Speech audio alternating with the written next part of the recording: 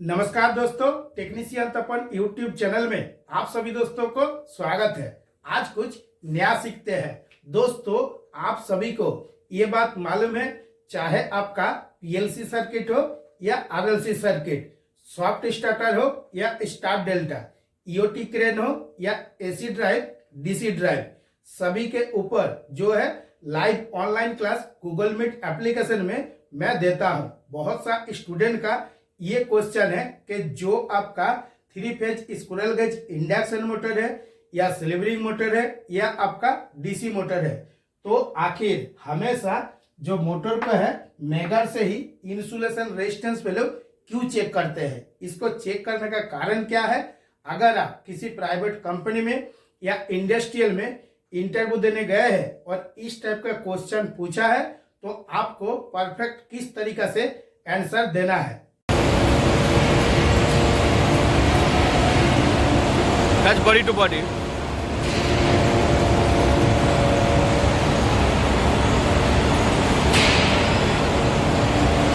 Remove the wire.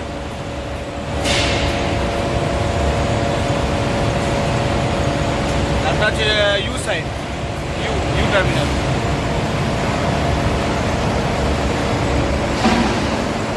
Another terminal. Another terminal.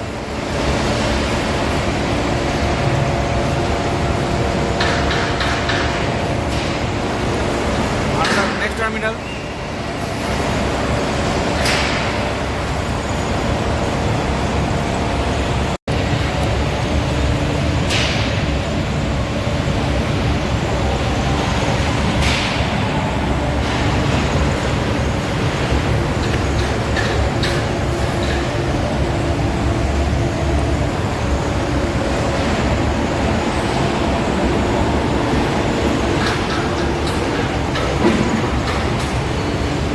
Touch there.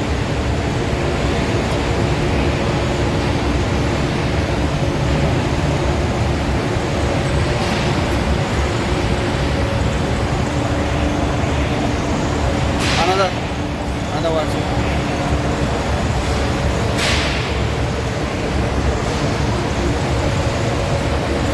Remove wire.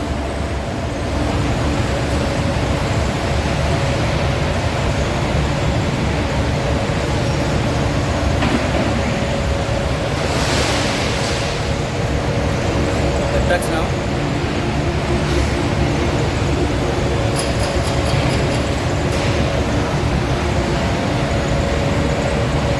Remove wire. Touch wire.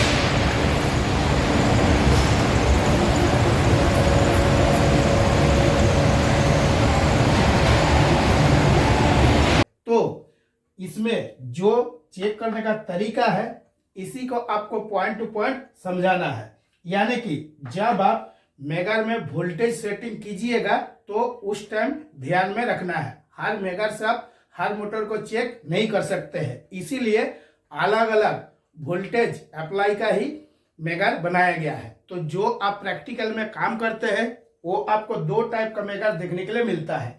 एक होता है आपका analogue type का, दूसरा होता है आपका डिजिटल टाइप का। और मेगर में ज्यादातर आपको क्या देखने के लिए मिलता है ना, एक आपका 250 वोल्टेज रहता है, फिर आपका 500 वोल्टेज रहता है, इसके बाद 1000 वोल्टेज रहता है, फिर आपका 2500 वोल्टेज रहता है, और इसके बाद आ जाता है आपका 5000 वोल्टेज का मेगर। इससे भी और भी ज्यादा होता है, 10,000 का भी वोल्टेज का मेगर आता है, क्योंकि जो एसटी लाइन में हम लोग चेक करते हैं ज्यादातर 5000 या 10,000 का मेगर से ही चेक करते हैं। तो हमेशा जो आपका इंसुलेशन रेजिस्टेंस वैल्यू चेक होता है वो आपका मेगा ओम्स में चेक होता है। और जो आपका मेगर है, चाहे वो आपका डिजिटल टाइप का हो या एनालॉग टाइप का, हमेशा मेगर से डीसी वोल्टेज निकलता है। मेगर में आपको दो गो लीड देखने के लिए मिलता है, एक रहता है आपका लाइन, दूसरा रहता है अर्थ। तो जो आप एसी सप्लाई में काम करते हैं तो इसमें क्या रहता है ना, जो आपका फ्रीक्वेंसी है वो आपका कितना है ना, 50 फ्रीक्वेंसी है। एक सेकंड में क्या होगा, 50 बार आपका पकड़ेगा और छोड़ेगा। लेकिन डीसी क्या है, डीसी डायरेक्ट सप्लाई लाइन है, यानी कि जो मैं एसी के बारे में समझा रहा हूं ऑल्टरनेटिव करंट, और एक हो गया आपका डीसी डायरेक्ट करंट। तो दोनों में अभी आपको एक अंतर पहले ही समझ जाना है कि जो आपका एसी है इसमें जो फ्रीक्वेंसी है 50 है, यानी कि 50 बार 1 सेकंड में पकड़ेगा और छोड़ेगा। डीसी में क्या है, फ्रीक्वेंसी है नहीं, बिल्कुल जीरो है। तो इसके चलते एक बार जब आप वोल्टेज अप्लाई कीजिएगा तो कांस्टेंट वोल्टेज जो है वो आपका मोटर में जाता ही रहेगा। इसीलिए क्या है, जो आपका इंसुलेशन रेजिस्टेंस वैल्यू है इसको चेक करना भी बहुत आसान हो जाता है। अगर जब आप एक सिल्वरिंग इंडक्शन मोटर को चेक करते हैं तो किस तरीके से चेक होता है, मेगर में आपको 2 गो लीड मिलता है, एक लाइन और एक आपका अर्थ। और जब भी आप मेगर से किसी भी मोटर को चेक कर रहे हैं, हमेशा जो आपका केबल है पावर का, इसको आपको खोल के चेक करना है। और अगर आप सिल्वरिंग मोटर में चेक कर रहे हैं तो जो आपको 6 गो टर्मिनल देखने के लिए मिल रहा है, दोनों तरफ का केबल जो है वो आपको खोल के चेक करना है। तो मेगर में जब आप चेक कीजिएगा तो ये जो अर्थ वाला लीड है, अर्थ वाला लीड आपको अर्थ में ही लगाना है। अब इससे क्या हुआ, जो आपका चाहे डिजिटल टाइप का मेगर हो या एनालॉग टाइप का मेगर हो, इसमें साफ साफ देखिएगा लिखा हुआ रहता है। अभी क्या है, जो आपका सिल्वरिंग मोटर है इसका इंसुलेशन रेजिस्टेंस वैल्यू चेक करना है। तो एक जो आपका अर्थ वाला लीड है ये तो हमने अर्थ में लगा दिए।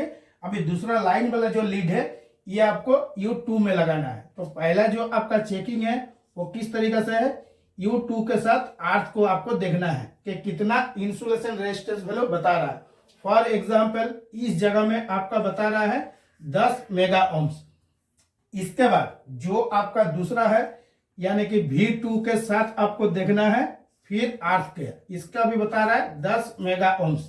फिर W2 के साथ भी आपको चेक करना है अर्थ देके, तो इसका भी बता रहा है 10 मेगा ओम्स। यानी कि आपको इतना देखना है कि जो आपका इंसुलेशन रेजिस्टेंस वैल्यू है, अगर आपका बैलेंस में आ रहा है तो ये मोटर बहुत अच्छा है, इसमें जल्दी कोई फॉल्ट आएगा नहीं। जो आपका एक 3.75 किलोवाट का मोटर है, इसमें जो आप इंसुलेशन रेजिस्टेंस वैल्यू चेक करते हैं तो आखिर इसमें अगर 1 मेगा ओम्स बता रहा है तब तो कोई दिक्कत नहीं है। लेकिन जब आपका मोटर 55 किलोवाट का हो गया, 185 किलोवाट का मोटर हो गया, तो इसमें चालू करने के लिए क्या है, आपको जो है 10 मेगा ओम्स जरूरत है। अगर 10 मेगा ओम्स से कम बता रहा है और मोटर का आपने चालू करने गए हैं तो क्या होगा, मोटर के अंदर में जो आपका वाइंडिंग है वो आपको स्पार्क दिखने के लिए मिलेगा। कुछ जो प्रैक्टिकल वीडियो है वो भी मैं आप सभी के लिए डालता हूं, जो प्रैक्टिकल में होता है उसी को मैं समझाता हूं। जब आप रोटर को भी चेक कीजिएगा, किस तरीके से चेक करना है ना, सेम टू सेम के साथ अर्थ देखना है, उसके बाद आपका एल के साथ अर्थ देखना है, एम के साथ भी अर्थ देकर देखना है। अब इससे क्या हुआ, आपको देखना है कि बैलेंस में आ रहा है या नहीं आ रहा है। अगर अनबैलेंस हो रहा है तो आपको समझ जाना है कि ये मोटर में हो सकता है कि कभी ना कभी फॉल्ट आएगा। उससे पहले ही अगर आप प्रैक्टिकल तरीका से काम कर लेते हैं मोटर में, तो देखिएगा मोटर जलने का संभावना भी नहीं रहेगा और जल्दी कुछ फॉल्ट भी नहीं आता है। तो अभी इस वीडियो के माध्यम से आपको इतना कंफर्म हो गया कि मेगर से जो है वो आपका डीसी वोल्टेज निकलता है। और डीसी वोल्टेज देकर मोटर को क्यों चेक करते हैं ना, ये डायरेक्ट सप्लाई है, कांस्टेंट वोल्टेज जो आपने अप्लाई कर रहे हैं। यानी कि अगर आपका मोटर 415 वोल्ट का है एसी का, तो हम कितना में चेक करेंगे, 500 वोल्ट का मेगर से ही चेक करेंगे।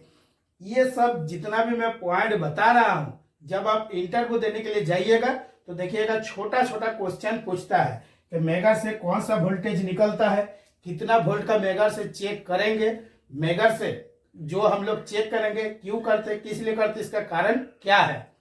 तो अभी इस वीडियो को देखने के बाद इतना आपको कंफर्म हो गया है कि आखिर चाहे वो आपका एसी मोटर हो या आपका डीसी मोटर हो, आखिर क्यों मेगर से हम लोग चेक करते हैं मोटर को।